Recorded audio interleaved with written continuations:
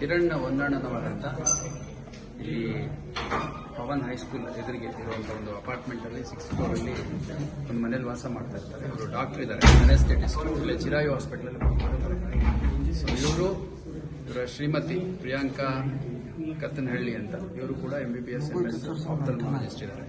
ಮತ್ತು ಮಗು ನಿಹಿತ್ ಅಂತ 8 ವರ್ಷದ್ದು. ಇವರು 3 ಜನ ಈ ಮನೆಯಲ್ಲಿ ವಾಸ ಮಾಡ್ತಾ ಇರ್ತಾರೆ. ಮತ್ತು ಅವರ ಕುಟುಂಬ ಸದಸ್ಯರು ಅಂದರೆ ಗಂಡನ ಕಡೆಯವರು ಆಗಾಗ ಬರ್ತಾ ಹೋಗ್ತಾ ಇರ್ತಾರೆ ಅನ್ನುವಂಥದ್ದು ತಿಳಿದು ಬಂದಿದೆ. ಇದರ ಹಿನ್ನೆಲೆಯಲ್ಲಿ ನಿನ್ನೆ ರಾತ್ರಿ ಸದ್ಯಕ್ಕೆ ಮಾಹಿತಿ ಬಂದಿರುವಂಥದ್ದು, ನಿನ್ನೆ ರಾತ್ರಿ ಮತ್ತು ಇವತ್ತು ಬೆಳಗ್ಗೆ ಕಿರಣ್ ಅವರ ಸಂಬಂಧಿಕರು, ಸ್ನೇಹಿತರು ಫೋನ್ ಮಾಡಿದಂಥ ಸಂದರ್ಭದಲ್ಲಿ ಅವ್ರು ರೆಸ್ಟ್ ಮಾಡ್ತಾ ಇದ್ದಾರೆ ಮತ್ತು ಹೊರಗಡೆ ಡ್ಯೂಟಿಗೆ ಹೋಗಿದ್ದಾರೆ ಅಂತೆಲ್ಲ ಈಕೆ ರಿಸೀವ್ ಮಾಡಿ ರೆಸ್ಪಾಂಡ್ ಮಾಡಿದ್ದಾಳೆ ಅನ್ನುವಂಥದ್ದು ಕಿರಣ್ ಅವ್ರ ಕುಟುಂಬ ಸದಸ್ಯರು ಹೇಳ್ತಾರೆ.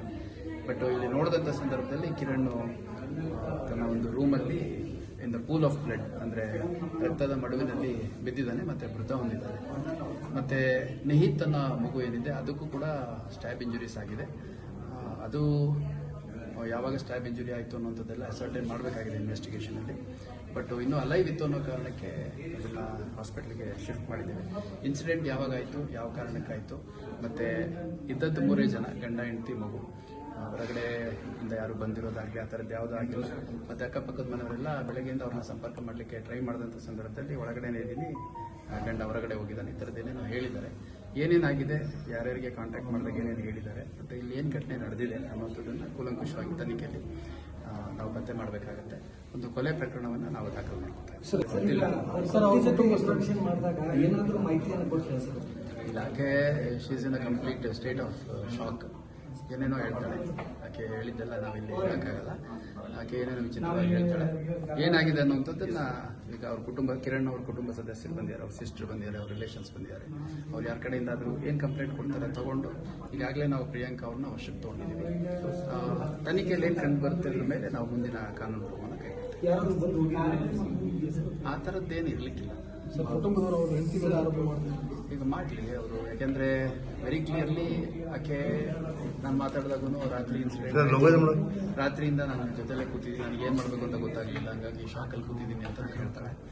ಮತ್ತು ಕುಟುಂಬ ಸದಸ್ಯರು ಮತ್ತು ಬೇರೆಯವ್ರು ಕೆಲವರು ಫೋನ್ ಮಾಡಿದಾಗ ಹೊರಗಡೆ ಹೋಗಿದ್ದಾರೆ ಅಂತೆಲ್ಲ ಹೇಳಿದ್ದಾರೆ ಅಂತ ಹೇಳ್ತಾ ಇದ್ದಾರೆ. ಸೊ ಇಲ್ಲಿ ಏನು ಅವ್ರ ಮನೆ ಇದೆ, ಮನೆ ಒಳಗಡೆ ನಡೆದಿರುವಂಥ ಒಂದು ಘಟನೆ, ಹೊರಗಡೆಯಿಂದ ಯಾರೋ ಬಂದಿರುವಂಥದ್ದು, ಫೋರ್ಸ್ಡ್ ಎಂಟ್ರಿ ಇರುವಂಥದ್ದು ಆ ಥರದ್ದು ಯಾವುದೂ ಇಲ್ಲ. ಇದೊಂದು ಪ್ರಾಪರ್ಲಿ ಸೆಕ್ಯೂರ್ಡ್ ಅಪಾರ್ಟ್ಮೆಂಟ್ ಇದೆ ಈ ಒಂದು ಜಾಗ. ಅಕ್ಕಪಕ್ಕದ ಮನೆಯವರಲ್ಲೂ ಯಾವುದೇ ಸಂಘರ್ಷ ಆಗಿರುವಂಥದ್ದು ಆ ಥರದ್ದು ಯಾವುದೂ ಕಂಡು ಬಂದಿಲ್ಲ. ಮತ್ತು ಈಗ ಪೋಸ್ಟ್ಮಾರ್ಟಮ್ ಮಾಡೋಂಥ ಸಂದರ್ಭದಲ್ಲಿ ಟೈಮ್ ಸಿನ್ಸ್ ಡೆತ್ ಅಂತ ಒಂದು ಪತ್ತೆ ಮಾಡ್ತಾರೆ. ಅಂದರೆ ಬಾಡಿ ಯಾವ ರೀತಿ ಗಟ್ಟಿಯಾಗಿದೆ, ಕೋಲ್ಡ್ ಆಗಿದೆ, ರಿಗರ್ ಮಾರ್ಟಿಸ್ ಅಂತಾರೆ. ಅದೆಲ್ಲದ್ರ ಬೇಸಿಸ್ ಮೇಲೆ ಟೈಮ್ ಸಿನ್ಸ್ ಡೆತ್ ಗೊತ್ತಾಗುತ್ತೆ. ಅಷ್ಟು ಗೊತ್ತಾದ್ಮೇಲೆ ಇನ್ನು ಎಲ್ಲ ಪ್ರತಿಯೊಂದು ಮನೆಗೂ ಇಲ್ಲಿ CCTV ಇದೆ, ಎಂಟ್ರಿ ಎಕ್ಸಿಟ್ ಪ್ರತಿಯೊಂದು CCTV ಕವರೇಜ್ ಇದೆ. ಯಾವಾಗ ಆಯಿತು, ಎಷ್ಟು ಗಂಟೆಗಾಯಿತು, ಯಾವಾಗ ಪರಸ್ಪರ ಗೊತ್ತಾಯಿತು ಅನ್ನೋಂಥದ್ದೆಲ್ಲ ಇವರು ಕೂಲಂಕುಷ. ಮಗು ಬಿದ್ದಿರೋ ಜಾಗದಲ್ಲಿ ಅವರು ಕುಂತಿರ್ತಾಳೆ, ಆದರೂ ಕೂಡ ಮಗು ಬದುಕಿರೋದು ನೋಡಿಲ್ಲ ಸರ್, ತಾವು ಬಂದು ನೋಡ್ತೀರಿ. ಮಗು ಬದುಕಿದ್ರು ಅವ್ರ ತಾಯಿ ಅದ್ರ ಪಕ್ಕದಲ್ಲಿ good frame of mind. She is in a complete shock. ಆಕೆಗೆ ಏನಾಗಿದೆ, ಏನಾಯಿತು ಅಂತಂದ್ರೆ ಏನೂ ಹೇಳಲಿಕ್ಕೆ ಬರ್ತಾ ಇಲ್ಲ. ಮಗು ಯಾಕೆ ಹಿಂಗಿದ್ದೇನೆ ಗೊತ್ತಿಲ್ಲ ಸರ್. ಮತ್ತು ಶಿ ಈಸ್ ಪ್ರಾಬಬ್ಲಿ ನಾನು ಯಾವುದೋ ಮೆಡಿಕೇಶನ್ ತೊಗೊಂಡಿದ್ದೀನಿ ಅಂತೆಲ್ಲ ಹೇಳ್ತಾರೆ. ಸೊ ನಾನು ಬಂದಂಥ ಸಂದರ್ಭದಲ್ಲಿ ಇವಾಗ ನಾನು ಆ್ಯಕ್ಚುಲಿ ಲೇಟ್ ಈವ್ನಿಂಗ್ ಆಗಿದ್ದರಿಂದ 7 o'clock ಹತ್ತಿರ ಇಲ್ಲಿ ವಾಕ್ ಮಾಡಲಿಕ್ಕೆ ಅಂತ ಬಂದಿದ್ವಿ. ಆಗ ನಮ್ಮ ಆಫೀಸರ್ಸ್ಗೆ ಮಾಹಿತಿ ಬಂತು, ಹಂಗಾಗಿ ಹತ್ತಿರದಲ್ಲೇ ಇದ್ದಿದ್ದರಿಂದ ಆ್ಯಸ್ ಇಟ್ ಈಸ್ ಬಂದಂಥ ಸಂದರ್ಭದಲ್ಲಿ ನೋಡಿದಾಗ ಮಗು ಇನ್ನೂ ಉಸಿರಾಡ್ತಿತ್ತು. ಅಂದರೆ ಮಗು ಇದೆಯಲ್ಲ ಅಂತ ಸ್ವಲ್ಪ ಜನರಲಿ ಪೊಲೀಸ್ ಆಫೀಸರ್ಸ್ ಇರಲಿ ಅಥವಾ ಯಾರೇ ಇರಲಿ ಈ ಥರದ್ದು ಇನ್ಸಿಡೆಂಟ್ ಆದಾಗ ಉಸಿರಾಡ್ತಿದೆಯಾ ಅಂತ ನೋಡ್ತಾರೆ. ನಮಗೇನು ಪಲ್ಸ್ ನೋಡೋದೆಲ್ಲ ಗೊತ್ತಾಗಂಗಿಲ್ಲ. ಉಸಿರಾಡ್ತಿದೆ ಅಂತಂದಾಗ ಅದು ಬ್ರೀತ್ ಮಾಡ್ತಾ ಇತ್ತು. ಸೊ ಹಂಗಾಗಿ ಇಮಿಡಿಯೇಟಾಗಿ ಅದನ್ನು ಹಾಸ್ಪಿಟ್ಲಿಗೆ ಶಿಫ್ಟ್ ಮಾಡಲಿಕ್ಕೆ ನಮ್ಮ ಆಫೀಸರ್ಸಿಗೆ ಕಳಿಸ್ಕೊಟ್ಟಿದ್ದೇವೆ. ಮತ್ತು ಮಗು ಆಟಿಸ್ಟಿಕ್ ಅಂತೇನೋ ಅಂತಾರಲ್ಲ, ಆ ಥರ ಸ್ವಲ್ಪ ಪ್ರಾಬ್ಲಮ್ ಇದೆ. ಮತ್ತು ಮಾತು ಕರೆಕ್ಟಾಗಿ ಬರ್ತಿರಲಿಲ್ಲ, ಮೆಂಟಲಿ ಕೂಡ ಸ್ವಲ್ಪ ರಿಟಾರ್ಡೆಡ್ ಇತ್ತು ಅನ್ನೋಂಥದ್ದು ಈಗಷ್ಟೇ ಸ್ವಲ್ಪ ಕೆಲವು ಮಾಹಿತಿ ತಿಳಿದಿದೆ.